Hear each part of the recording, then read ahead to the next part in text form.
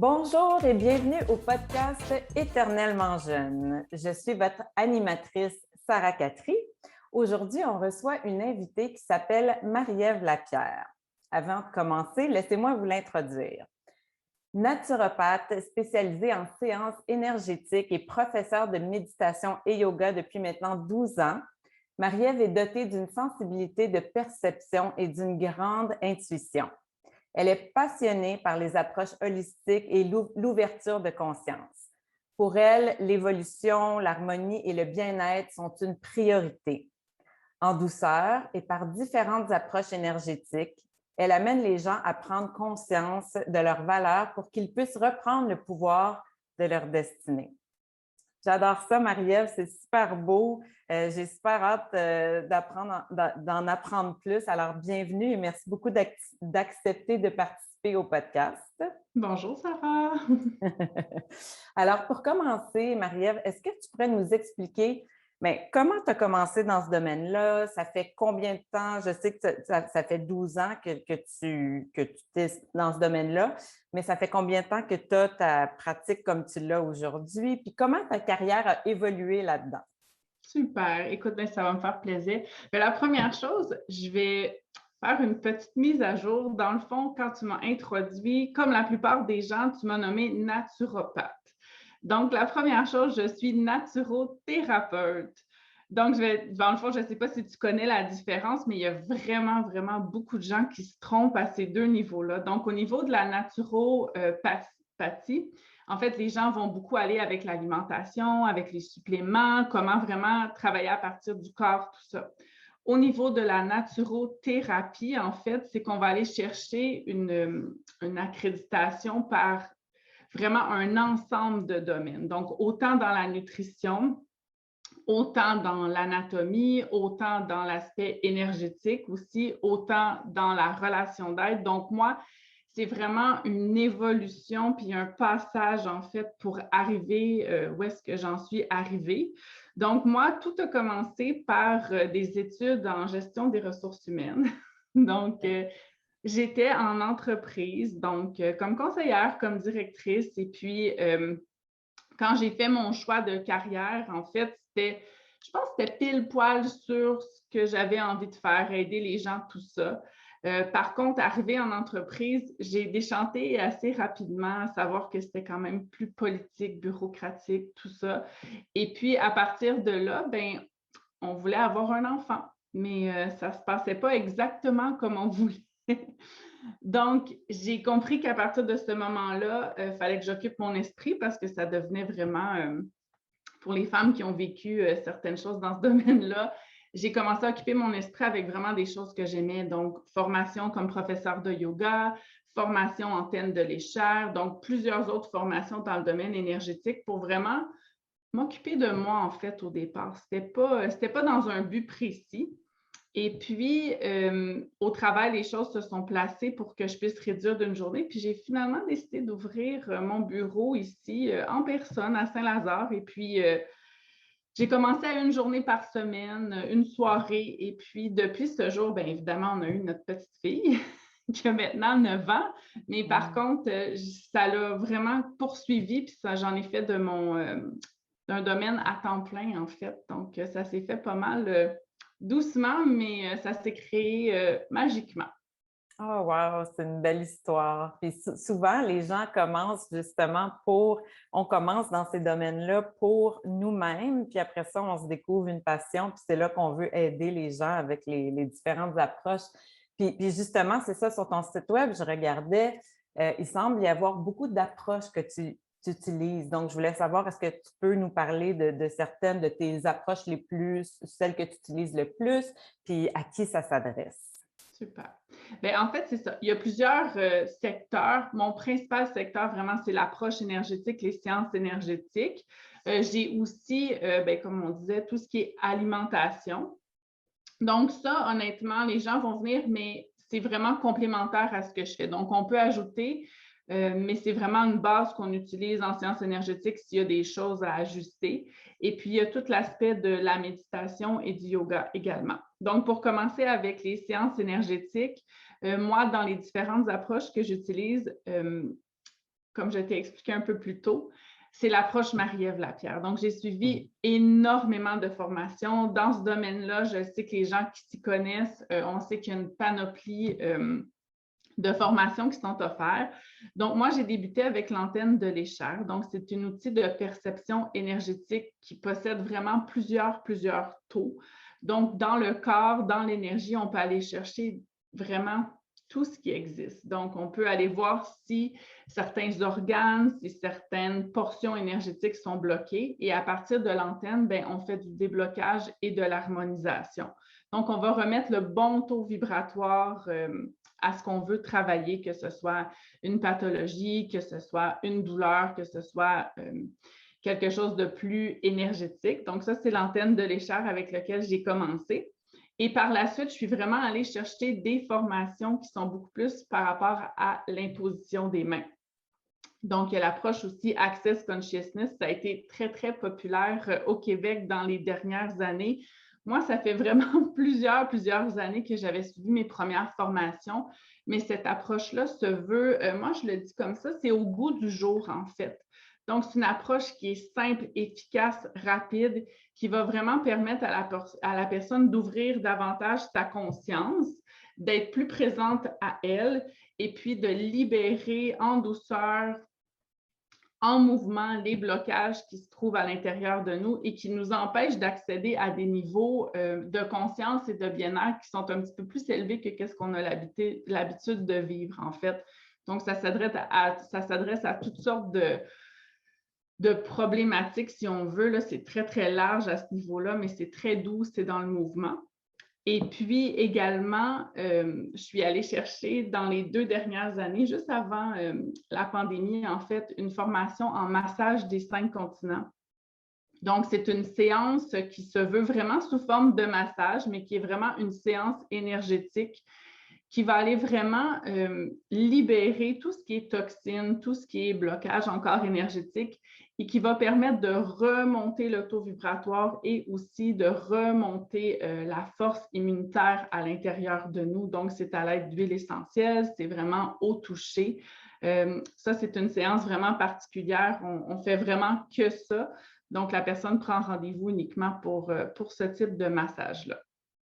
OK, donc ça c'est un rendez-vous séparé, mais le reste, comme tu dis, c'est l'approche Marie-Ève Lapierre. Donc, c'est quand tu vas voir la personne, tu vas discuter, puis là, tu vas comme décider qu'est-ce qui s'applique le mieux à cette personne-là. OK. Puis, au départ, on fait vraiment une lecture énergétique. Donc, c'est vraiment une discussion. On ouvre l'énergie avec la personne.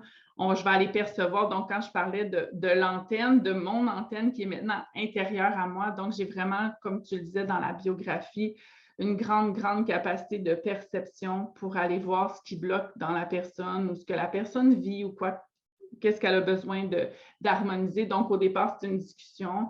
Puis par la suite, on va aller chercher l'approche nécessaire pour la personne, l'approche requise pour aller harmoniser, adoucir ce que la personne vit.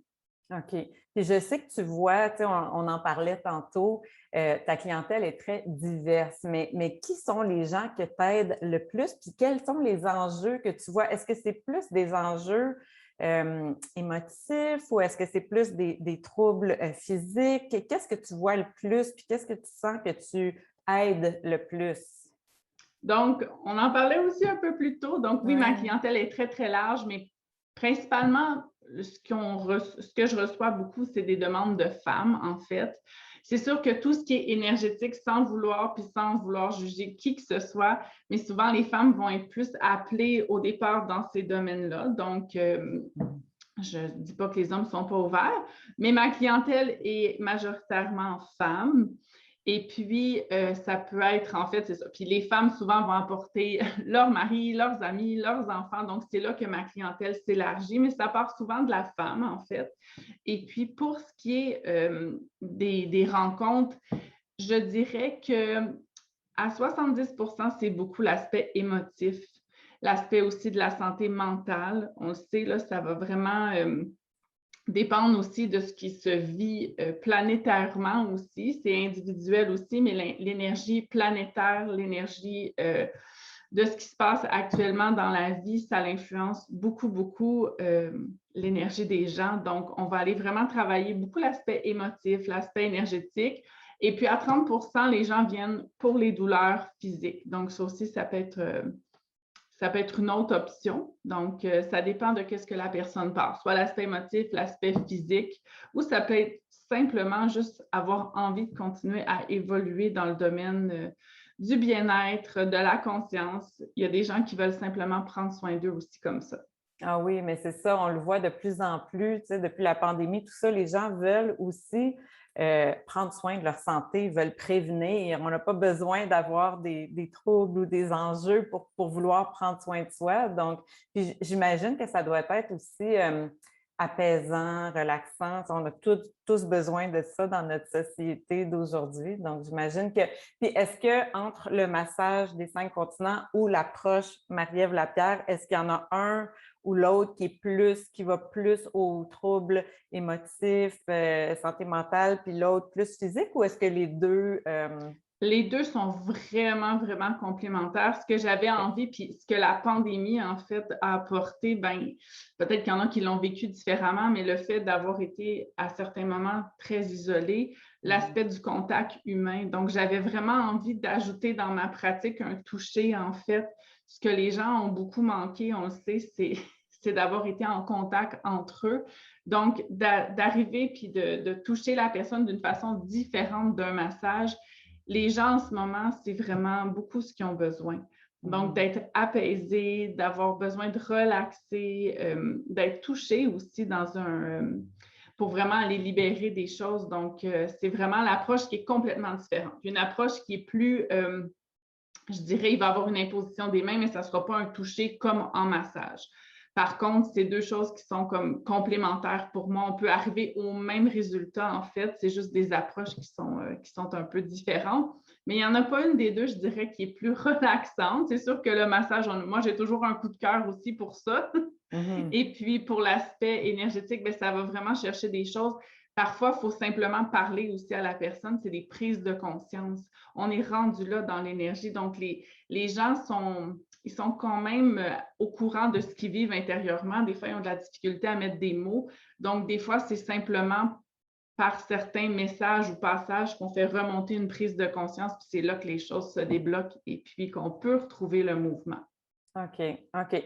Puis là, toi, c'est ça, comme tu nous disais, tu as suivi beaucoup de formations, mais tu as aussi, tu nous disais, tu as ton antenne Marie-Ève. Donc, est-ce que pour pratiquer un travail comme ça, il faut avoir un certain, oui, il y a les formations, tout ça, mais il faut avoir un certain pouvoir en soi, avoir comme une antenne, comme tu dis. Donc, est-ce que tu sens que tu as, c'est sûr, tu as une facilité avec les gens, puis tu dois ressentir beaucoup de choses, mais est-ce que tu sens que tu as un genre de pouvoir magique, là, puis je dis ça entre guillemets, là, comme sans parler de magie, mais un pouvoir spécial qui fait que tu fais bien ton travail? Mais en fait, ça va être difficile pour moi de répondre exactement à la question. Je sais que quand les gens me rencontrent, oui, c'est quelque chose qu'ils perçoivent de moi. Par contre, je pense que ça fait vraiment partie de ma personnalité. Je me rappelle de tout petite, j'ai toujours adoré les autres, les gens. Donc, ma passion, comme je disais, mes études en ressources humaines, en concentration aussi psychologie au cégep, c'était pas... ça allait exactement dans le même sens, en fait, c'était le même but. Donc, moi, ça part vraiment d'un intérêt pour les gens. Donc, j'adore connaître les gens, j'adore converser avec les gens. C'est vraiment très, très important pour moi. Donc, est-ce que c'est un don? Possiblement à l'intérieur de moi, mais je l'ai vraiment développé avec les années. Donc, plus on est présent, plus on est attentif aussi à soi, plus on arrive à percevoir. Je pense que tout le monde sur la Terre peut le faire, probablement à des degrés différents, avec des sens différents, mais c'est vraiment, premièrement, la volonté de le faire, définitivement. Hein. La volonté d'aider, c'est comme si on regarde les médecins, les infirmières, c'est un don de soi, là, finalement. Fait que moi, c'est vraiment dans cette optique-là. Mais je suis allée chercher vraiment là, dans mon travail, honnêtement, là, que je n'appelle pas un travail, là, c'est vraiment une passion. Je suis allée chercher la chose la plus facile pour moi, qui est la plus naturelle. Donc, le meilleur, la portion de moi que c'est naturel à faire. Donc, quand je rencontre les gens, il n'y a rien qui est forcé. Je n'ai pas besoin de préparer mille et une choses. C'est juste présent parce que je suis présente à moi, en fait. OK. Puis tu travailles avec l'énergie, donc Mhm. tu dois utiliser beaucoup de ton énergie. Est-ce que des fois, ça peut être un peu drainant? Qu'est-ce que tu fais pour protéger ton énergie à toi? En fait, les soins énergétiques, séances énergétiques d'aujourd'hui, on voit vraiment qu'il y a une évolution par rapport à ça. Pour moi, l'énergie, on en a à l'infini, en fait. Je ne travaille pas à partir uniquement de mon corps physique. Pour moi, mon corps physique, c'est un véhicule qu'il faut que je prenne énormément soin. Mais à l'intérieur, en fait, ben, pas à l'intérieur, mais j'ai quand même une âme qui est énergie. Donc, pour moi, j'ai de l'énergie à l'infini. Mon corps, lui, va m'envoyer des signaux. Donc, je peux être fatiguée, je peux être super énergique, on peut avoir des douleurs, tout ça. Par contre, je ne vais pas donner d'énergie aux gens. Je vais juste être tellement présente à moi, je vais avoir tellement pris soin de mon énergie que je vais pouvoir l'expansionner puis partager avec la personne. Mais dans mon domaine, je sais qu'il y a des gens dans l'ancienne façon de travailler, ils se drainaient à faire ce qu'on faisait parce qu'ils donnaient beaucoup d'énergie. Moi, je partage et j'expansionne. Donc, ça a évolué beaucoup. Au départ, il fallait que je m'ajuste, évidemment. Mais aujourd'hui, j'ai compris que pour aider les gens, premièrement, il faut que je sois bien avec moi. Donc, il faut que je prenne moi. Si je ne suis pas bien avec moi, si je ne suis pas disposée, la clientèle, c'est vraiment, comment je peux dire ça? Je vais avoir des semaines moins occupées, ce qui est plus rare maintenant, mais quand on prend moins, tu sais, quand on a besoin de plus de repos, on dirait que la clientèle s'ajuste en fonction de ça. Les appels, tout est énergie, en fait. Donc, est-ce que je vis comment on peut dire ça, des fatigues énergétiques? Non.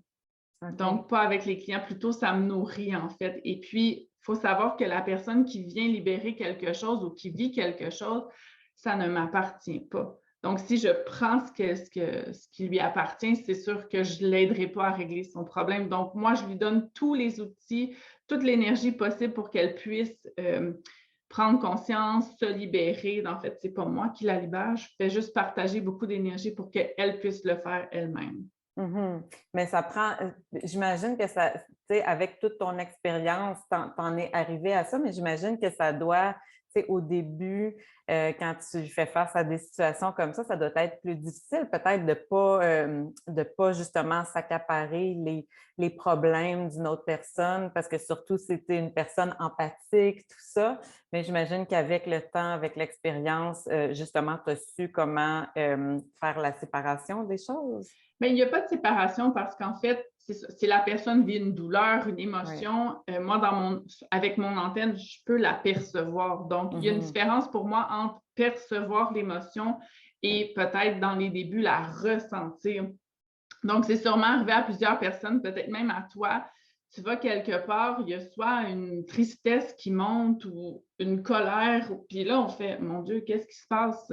Ça peut arriver dans les salons mortuaires, là, évidemment. Là, on connaît à peine la personne, puis on sent la tristesse monter à l'intérieur de nous.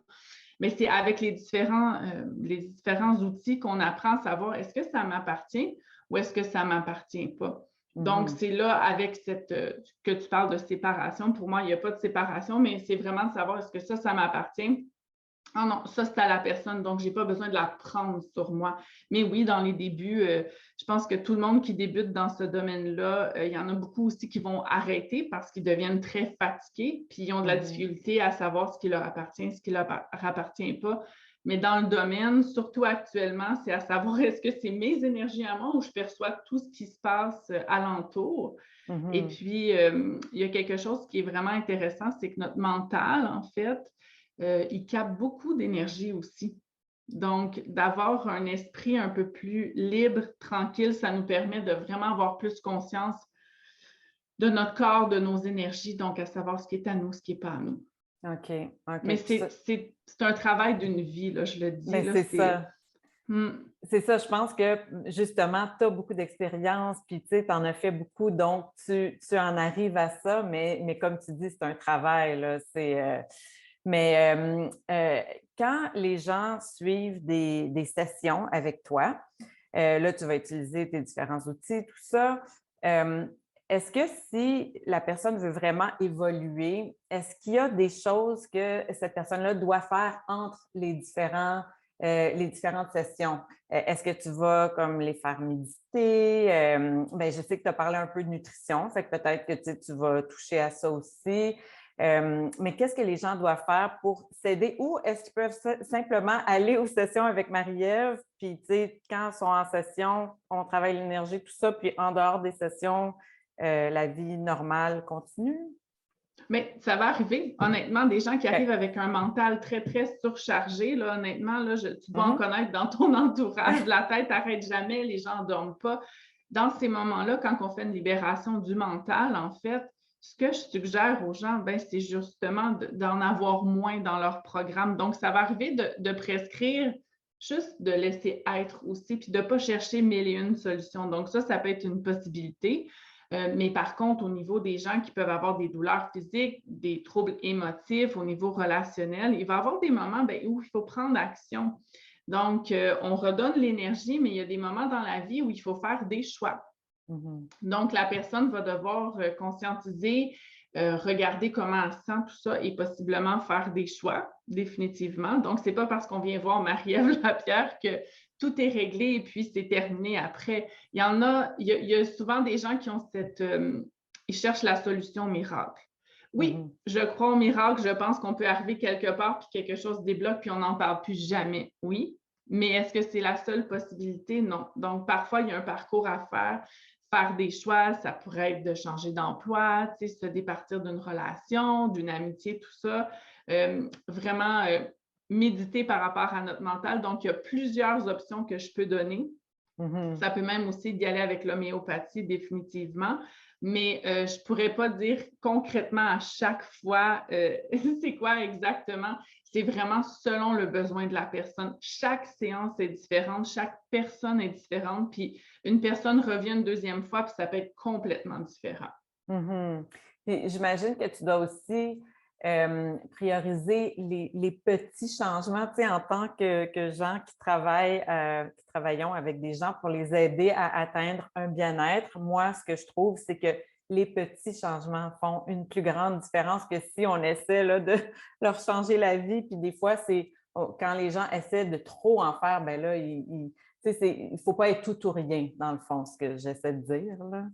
Exactement. Puis souvent, les gens qui vont venir consulter, c'est qu'ils ont aussi essayé beaucoup, beaucoup de choses. Ah oui. Donc, oui, c'est beau essayer des choses, tout ça, mais des fois, dans l'énergie, ce que je dis aux gens, c'est que une situation peut laisser une empreinte énergétique. Donc, on reste vraiment sur certaines choses, puis de juste défaire ces empreintes-là énergétiques peuvent vraiment faire évoluer grandement les choses. Donc, je pense que dans la société d'aujourd'hui, on est rendu là, on en parlait un peu plus tôt. Les gens sont de plus en plus sensibles. Ils perçoivent les changements de saison, ils perçoivent les astres, donc les rétrogradations des planètes. Les gens sont vraiment à l'affût de ça, sont de plus en plus conscients aussi qu'ils perçoivent des choses, mais souvent, ils ne savent pas trop quoi en faire. Donc, c'est à partir de ce moment-là que je pense que oui, un cheminement, ça peut être des petites actions. Des fois, il y a un grand, grand pas qui se fait rapidement. Je pense que la patience, la conscience, surtout les dernières années, moi, la vie m'a apporté à... C'est ça mon expérience. Je vais avoir 40 ans, mais dans ma vie, je suis fière de ce que j'ai accompli. Où est-ce que j'en suis aujourd'hui? J'ai parcouru un chemin incroyable à travers les gens, mes relations, tout ça. Et puis, c'est vraiment de laisser plus la vie aller, d'être plus, de laisser voir les choses arriver, puis de s'adapter à partir de ce moment-là et de faire des changements plutôt qu'essayer de tout prévoir. Je pense qu'on est bon là-dedans, d'essayer de prévoir. Mais moi, la vie, depuis 2 ans, m'a dit, ben, du jour au lendemain, pouf, tout ce que tu avais prévu peut changer. Et puis, c'est à partir de là qu'on voit que notre capacité, c'est pas évident de faire ça, puis c'est pour la plupart des gens comme ça. Quand c'est neutre, on sait où est-ce qu'on s'en va, il n'y a pas de problème, mais quand on ne le sait pas, c'est là souvent que ça devient déstabilisant, mais en fait, la vie, c'est ça. Absolument. Tout ce Ouais. qu'on sait, c'est que tout le monde va mourir, en fait. Ça, on le Mhm. sait. Mais le Mhm. reste, on ne peut pas prévoir exactement à la minute près ce qui va se passer. Non, puis c'est ça, on s'est comme habitué un peu à vivre dans l'incertitude. Puis je pense que Mhm. l'incertitude, c'est ce qui est le plus difficile, mais comme tu dis, Oui. faut savoir laisser aller. Mais puis en même temps, tu parles qu'il y a une évolution, que les gens perçoivent plus l'énergie, ces choses-là, mais quand même, c'est pas tout le monde qui croit en l'énergie puis ce genre d'approche plus holistique. Donc, qu'est-ce que tu dis, toi, aux gens qui sont sceptiques? Ah, je les respecte à 100%. Chacun a son cheminement, chacun a sa voie. Je pense que l'idée pour chaque personne, moi, j'ai décidé de partager ça parce que ça a vraiment fait des gros, gros changements dans ma vie. C'est ce qui me fait vraiment le plus du bien. Comme je le dis aux gens, je ne ferais pas ce que je fais si ma vie était parfaite puis j'avais jamais à faire des choses sur moi. Ça veut dire qu'il y aurait en fait des choses qui ne fonctionneraient pas, mais en fait, je pense que chaque personne doit trouver, s'il y en a que c'est vraiment le sport qui préconise, que c'est plus l'aspect médical, 100%, je pense que le plus grand, ma plus grande constatation, c'est que beaucoup de gens sont aussi dans le jugement de certaines choses. Moi, je n'ai pas de jugement sur ce qui se présente dans la vie. Il faut faire le choix qui est bon pour nous, en fait. Donc, si ces gens-là n'y croient pas, il n'y a aucun problème. Je n'ai pas besoin de convaincre personne. Si la personne trouve la méthode que ça lui fait du bien, je suis 100% d'accord avec ça. Ah, j'aime ça, j'aime ça. Puis, tu sais, on en parlait tantôt aussi. Encore là, on vit dans une époque où il y a comme deux camps. Tu sais, il y a comme holistique versus plus, je ne sais pas si on pourrait dire allopathique ou scientifique, pas que, tu Mhm. sais. Puis, toi et moi, on disait comment il faut aller chercher le meilleur de toutes ces approches-là. On est tous complémentaires, mais malheureusement, moi, j'en vois, surtout sur les réseaux sociaux, les médias sociaux, c'est comme, on dirait qu'il faut être un ou l'autre, puis il faut se battre, Mm. puis je trouve ça plate, là. Donc, je suis contente d'entendre ta réponse parce on pense pareil. Donc, je trouve ça... Totalement. Puis les gens qui se présentent ici, je suis vraiment pas gênée de l'exposer. S'ils sont sous traitements médicaux, il n'y a aucune interférence, jamais. Mhm, La personne, je pense qu'elle fait ce qui est bon pour elle. Le corps médical fait en fait des choses extraordinaires pour avoir navigué dans les 2 dernières années dans ce domaine-là, d'avoir pu m'asseoir, observer des longues heures d'attente. Les gens qui sont là sont extraordinaires. Ils savent aussi ce qu'ils font dans ce domaine-là. Donc, je pense que le meilleur guide, c'est d'aller vraiment avec la personne en tant que telle et que la personne choisisse ce qui lui fait vraiment du bien. Mais autant médicalement, scientifiquement, holistiquement, peu importe, ça peut être tellement complémentaire. Puis un tout, si tout le monde respecte l'ensemble de ce qui a à être respecté, en fait. mhm, mhm, tellement d'accord. Puis là, je vais changer de sujet un tout petit peu. Donc, tu sais, tu as fait tes formations, tu t'aimes aider les gens, tu sais que tu peux vraiment leur apporter un bien-être, tout ça. Comment tu as fait pour bâtir ta pratique à toi? Parce que ça, c'est pas évident. C'est le côté plus business. Donc, oui, tu as le côté tu sais, que tu sais quoi faire pour aider les gens, mais comment tu fais pour inviter les gens à venir te voir? Tout ça? Comment tu as fait pour, en 12 ans, là, vraiment avoir une pratique qui fonctionne? Donc, je dis toujours aux gens, moi, pour vivre sur la Terre, ça prend un côté vraiment plus holistique, intuitif, de conscience. Par contre, ça prend aussi un côté rationnel à certains niveaux parce que, ben, ici sur la Terre, il y a des choses que pour avoir une maison, une voiture, faire sa comptabilité, ça prend de la tête aussi. Donc, Mhm. je pense que c'est un bel équilibre entre justement le côté rationnel, le côté émotif. C'est sûr que toutes mes années en gestion, ça a fait ses preuves, je vais le dire comme ça. Donc, j'ai un côté entrepreneurial très, très présent en moi. Tout l'aspect au niveau de la gestion des ressources humaines, donc tout ce qui est vraiment côté bureaucratique, ça m'a servi définitivement. Donc, puis j'aime ça. Vraiment, là, je suis probablement rendue à un niveau, peut-être que je vais lancer une primeur, mais prochainement, je vais possiblement demander des collaborations. Donc, embaucher des gens parce que je ne pourrais pas arriver à faire toutes les demandes qui m'ont été faites, mais en fait, tout ce côté-là de gestion, c'est vraiment ancré en moi. Puis l'idée aussi, si jamais la personne aussi, on n'a pas cet aspect-là au niveau de la comptabilité, au niveau de tout partir son entreprise, bien, c'est d'aller chercher de l'aide, en fait. Aujourd'hui, avec les réseaux sociaux, moi, je ne suis vraiment pas gênée de dire que j'ai une très bonne amie à moi qui m'aide dans ce domaine-là. C'est beaucoup, beaucoup de temps. Donc, pour être présent sur les réseaux sociaux. Donc, c'est d'aller chercher des collaborations, de l'aide. Moi, c'est facile parce que je partage beaucoup, j'ai beaucoup de gens avec qui je partage beaucoup de choses. Donc, je ne suis pas gênée d'aller chercher ce qu'il me faut que je n'ai pas le temps de faire ou qui est moins dans mon domaine. Donc, tout l'aspect de la gestion, je dirais que c'était vraiment ancré en moi. J'ai vraiment aussi une passion pour tout ce qui est gestion entrepreneuriale.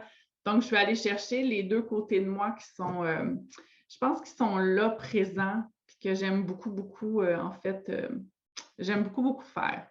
Ah, mais tant mieux, parce que justement, il y en a beaucoup qui aiment le côté d'aider les gens, tout ça, mais ils n'aiment pas le côté business. Donc, tant mieux si tu as les deux, ça prend les deux pour avoir du succès. Puis comme tu dis, il faut savoir bien s'entourer, faire des bonnes collaborations, avoir des bons partenaires. Ça aide aussi parce qu'on a tous nos forces. Donc, si on va chercher les bons gens, c'est sûr que ça va aider à grandir.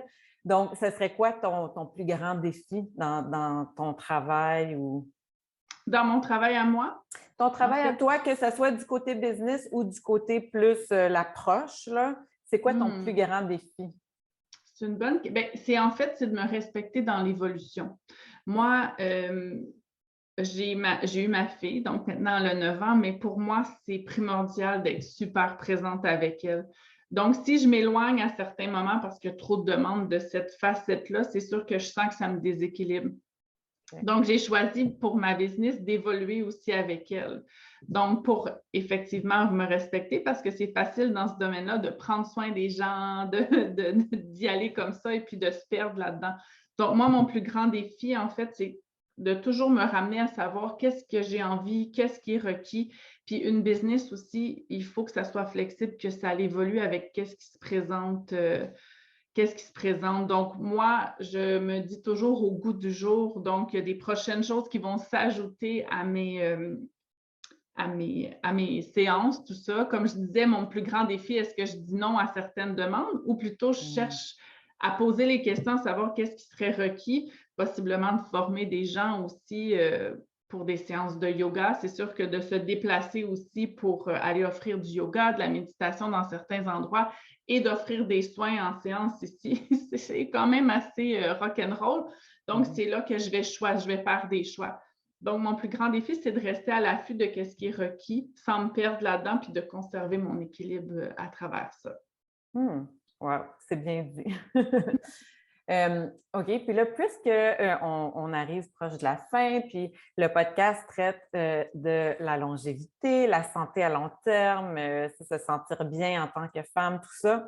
Alors, qu'est-ce que toi, Marie-Ève, tu fais pour toi? Donc, on a vu, tu es bonne pour aider les gens sur différents aspects et tout. Est-ce que tu pratiques la même chose envers toi? Est-ce que tu fais de la méditation? Est-ce que tu manges bien? Parle-nous un peu là, les aspects les plus importants pour prendre soin de ta santé à toi. Donc, je ne ferais pas ce que je ferais si je ne faisais pas si je prônais pas ce que je fais.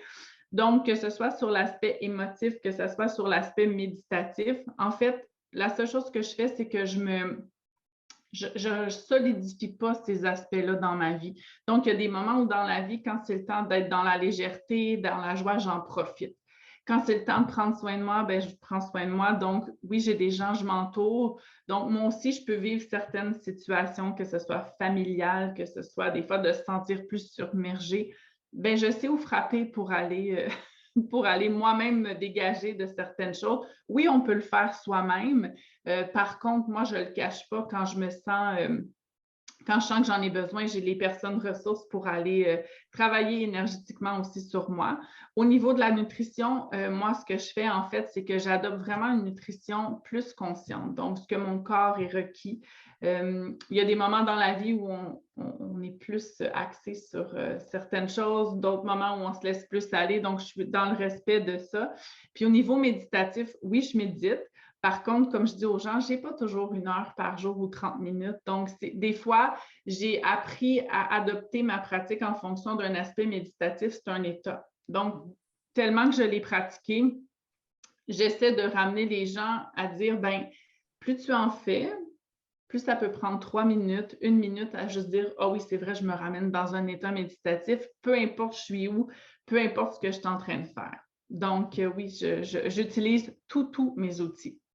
Ah, bravo. Parce que des fois, tu sais, je sais que tu dis que tu ne pourrais pas faire ce que tu fais si tu ne le faisais pas toi-même, mais combien de fois on voit des cordonniers mal chaussés, ça se peut. Donc, mais comme tu dis, je pense que ça fait partie de toi.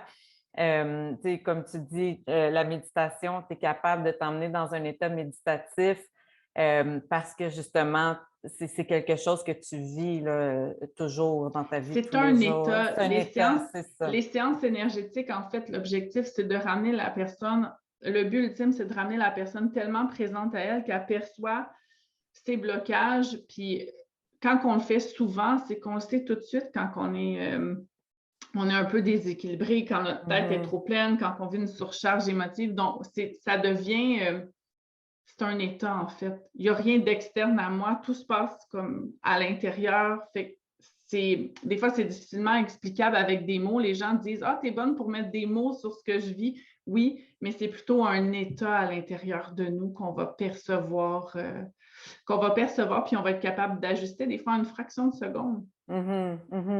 Puis, tu as dit aussi, ben, tantôt au début, quand on parlait, tu as dit à un moment donné, c'est pas un travail ce que je fais parce que j'aime ça. Puis, ben, si je peux me permettre d'ajouter ça, c'est pour ta santé, c'est excellent. Il y a combien de gens qui font un travail qu'ils n'aiment pas?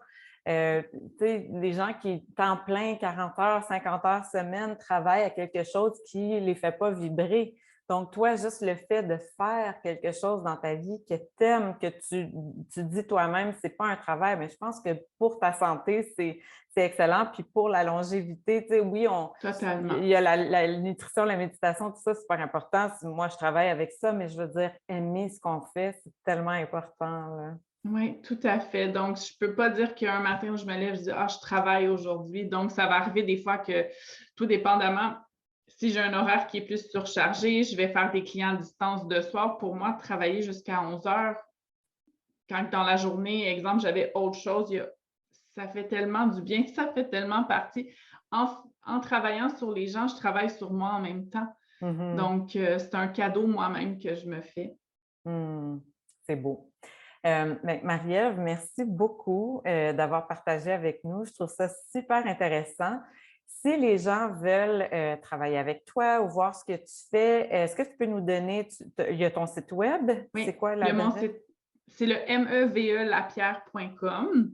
OK, je vais le Il y mettre, a la, je vais le mettre dans oui, les notes du show. Excuse-moi, continue. il y a la page Instagram, peut-être qu'on pourrait la mettre aussi. Et puis, Oui, Marie-Ève Lapierre, approche énergétique sur Facebook.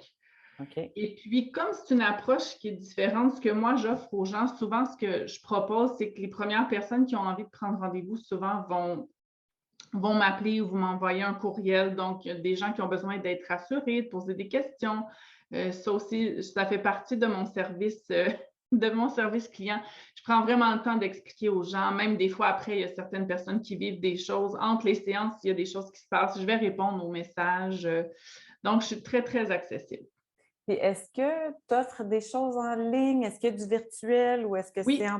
OK, OK, il donc y ça, a c'est soit intéressant. ben, c'est sûr que le massage des 5 continents, définitivement, c'est en personne. Mhm. Mais toutes les séances énergétiques, donc maintenant, moi, c'était déjà là avant la pandémie, mais avec la pandémie, il y a eu un temps où on a dû travailler qu'à distance. Donc, pour les gens qui sont à l'extérieur du continent, qui sont à l'extérieur de mon secteur, en fait, la plupart du temps, je vais travailler à distance. Donc, c'est par Zoom comme ça. Donc, c'est la même discussion, tout ça. Puis l'approche, l'énergie, en fait, n'a pas besoin d'être présente nécessairement. Je n'ai pas besoin que la personne soit assise dans mon bureau pour percevoir. Donc, il y a des possibilités, oui, de le faire à distance. Bien sûr, si la personne est ouverte, donc il faut que la personne soit à l'aise avec ça. OK, super. Bien, un gros merci. On va mettre l'information là, dans les notes du podcast. Donc, un gros merci, Marie-Ève, d'avoir partagé avec nous aujourd'hui. Ben, merci, Sarah. Ça m'a fait vraiment plaisir.